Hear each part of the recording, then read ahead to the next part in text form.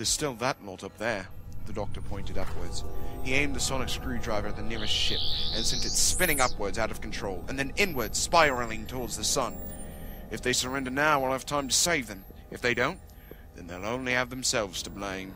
Don't be so mean to them, Alice sulked. We have to save them from their own silliness.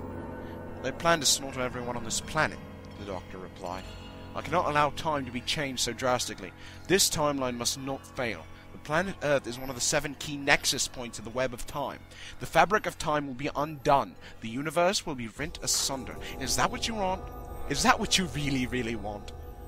No, but you don't have the right to kill all those people. Alice shook her head sadly as Chand hugged her. She quite liked that, even though he didn't wash nearly enough for her liking. I have that right, the doctor replied slowly. Then he smiled. I can still save them, though. Send them far away from here, to a backwards part of the universe, where they won't hurt anyone but themselves. Outside of the field of mortal vision, 2 realities fought like snakes as they writhed together, trying to bite each other while trying to avoid being bitten themselves. If you look closer, they share one tail, which stretches backwards into the infinite past. The heads are now locked together, their distinct shapes merging back into one another. They slowly merge into one head again, as their timelines are restored back to the one they originally were. The doctor clutches his head and yells in pain. Here in the TARDIS he is protected from the worst of it. He is the locust, the heart of the storm. He is the storm. He sees his 2 travelling companions suffering too. They are clutching their heads and screaming. Then it stops, but they don't realise it at first. That was horrible, Alice says to the men. I was dead and alive at the same time. I remember being shot. Chan started to cry. They shot barbed wire through my body. Bifurcated timelines. I made sure the favourable one became the dominant one. As a Time Lord, I can do that, you know. You'd rather be in that other timeline? Your world murdered, and us along with it? The doctor tried to explain. They were reintegrated, and as we're alive in the dominant timeline, we remember both events. Luckily, you're human. Your brains are designed to filter out such traumas. You'll soon forget. It's one of the reasons I love humans so much. Your species is built to endure. Indomitable, that's the word. I shall never forget. My brain, however, is designed to see such things. It's the curse of my people. I can see all my possible deaths. Usually it happens in advance, though. I normally see it coming, so I can avoid it. This is the first time it's happened retroactively.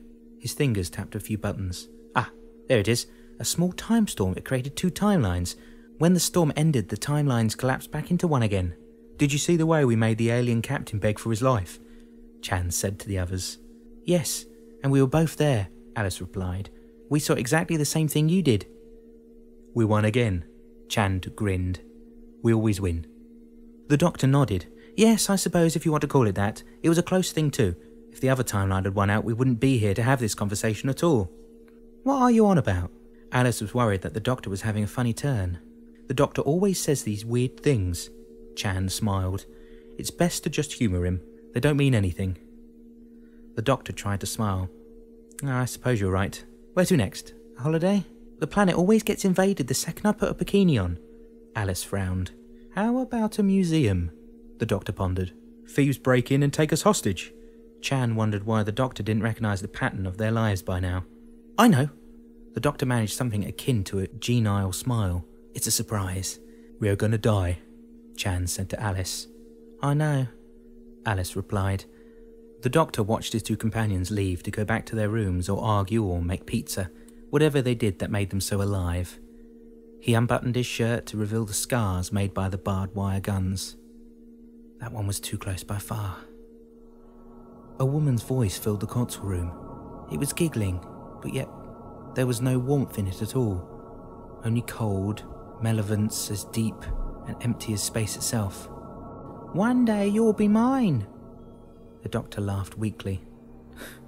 Not today, though. Once again, I prevail. There would be no fun if I killed you too quickly. I'll see you again one day, Doctor. The doctor sighed.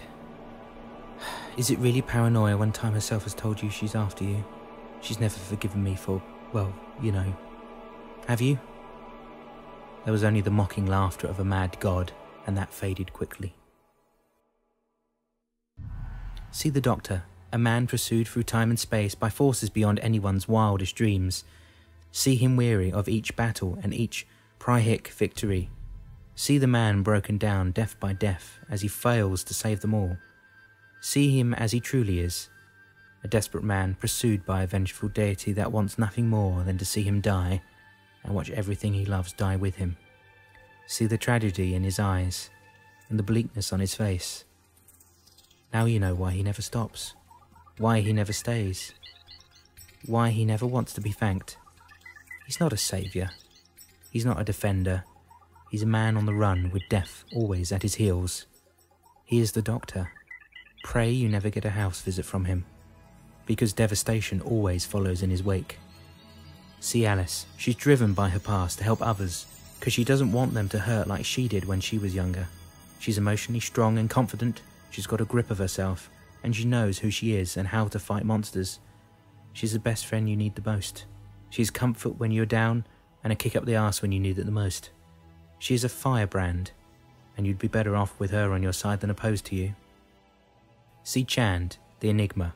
He's not content to be any one thing. He wants to do it all. He doesn't want to be a specialist and miss helping others. He's a generalist. He wants to help everyone. Behind his detached, cool self is warmth and caring that reassure those who need it, and gave him strength to succeed when he faces nearly impossible odds. He's bold and daring. He's always curious, and he's never afraid to risk everything to help save another. See the TARDIS, and fear its arrival one day. There will be a final confrontation, when the Doctor is finally ready. On that day, do you really want to miss such a terrifying battle?